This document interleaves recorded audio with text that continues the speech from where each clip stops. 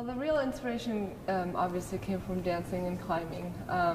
But the moment that it actually happened for me was I was driving through the Virgin River Gorge, which is in Nevada, north of Las Vegas, and I was listening to music, and it just really came to me from a pretty deep spot in my heart. And I was driving through the gorge, and I was able to sort of, envision these climbers on the wall dancing to music, and it felt really good. It felt right. It felt like something I needed to do.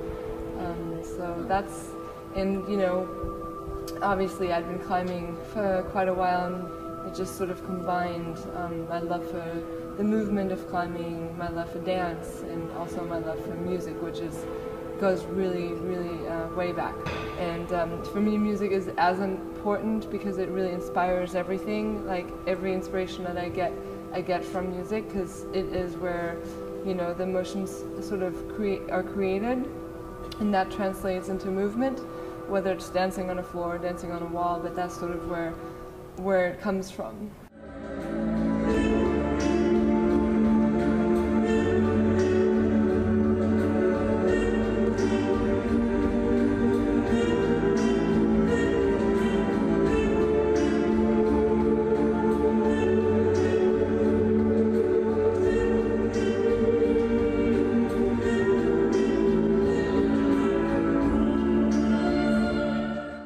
So I met Isabel in Bishop, which is on the eastern side of the Sierras. It's a climbing area.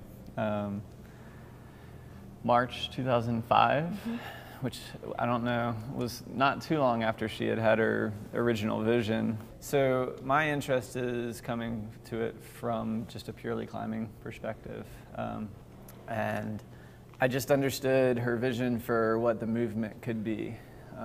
The grace and the fluidity that comes through this this what can be a naturally just raw, powerful thing, but there's also this underlying subtlety and beauty that really just can come together and create something. And so, I told her if she ever got it going that I'd be interested in coming and checking it out. I think for me, it's the more dance aspect of the relaxing your shoulders, keeping them back, and not having this fighting gravity sort of tension thing going on that happens in climbing, but being able to relax and open up your body and point your toes and, just have your hands at a nice relaxed spot, and just being able to just kind of convey that it's actually way easier than it is, and putting that sort of dance aspect into the grace that's already in the movement, if that makes sense. I had this initial vision, which was, very romantic, very spiritual, very deep, emotional, and especially, when nobody really has done it and you don't have anybody mentoring you, you're just kind of on your own.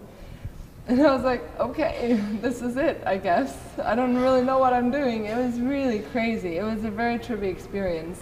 I guess I just, turned on music that inspired me at the time and just started moving around and climbing to the music and exploring. And I did my first little solo, which obviously was very simple, but it was like the start, it was the beginning.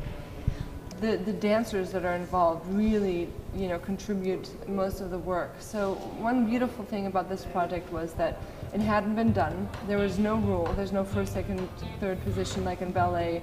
There's no formal background or style according to somebody who's done it in the past. So really, I wanted to give those dancers and climbers that would join the team the chance to find their own style. And everybody brought their own style and strength, and it's apparent also in the pieces. And so when we choreographed, I led and I sort of directed, and most of the times I decided what music we used, but the dancers really brought a lot to the plate. So that was the beauty of it, is just seeing how it evolved with all of us sort of together. And dancers coming and going. I've had 3 generation dancers now that came and left for different reasons, and it's beautiful to see it evolve.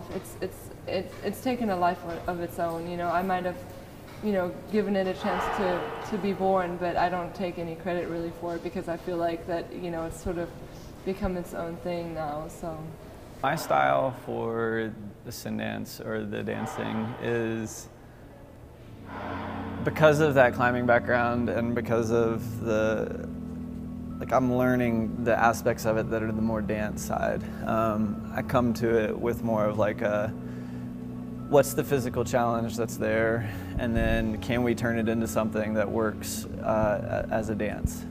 And so for me to push my boundaries, it's been more about like body control. You know, can I get my body to do this off of the wall, or can I go upside down, or how many different ways can I go upside down? And there's still a lot there that can be done. And then my second part of it is how can two different people interact on the wall? Like, how can I support Isabel? How can I hold her? What can we do?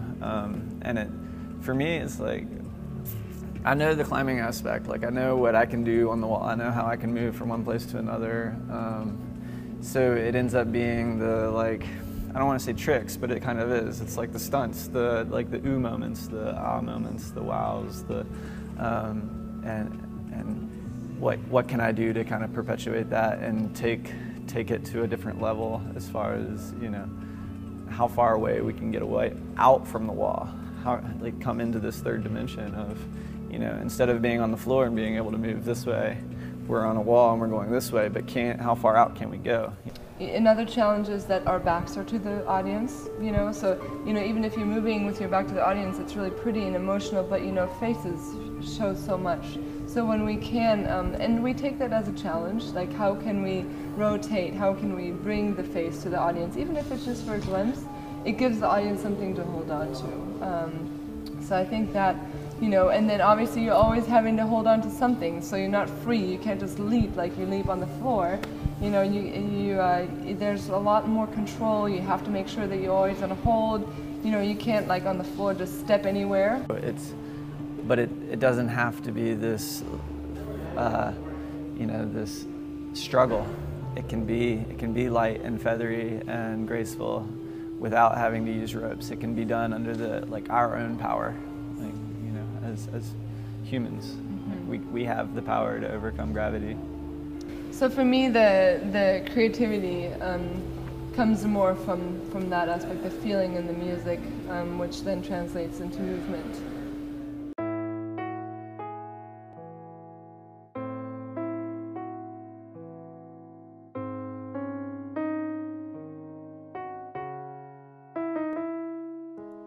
Up the wall, hundreds of feet, steeper than steep, like spiders that creep. Wind is cold, hands are hurt. She knows it is real.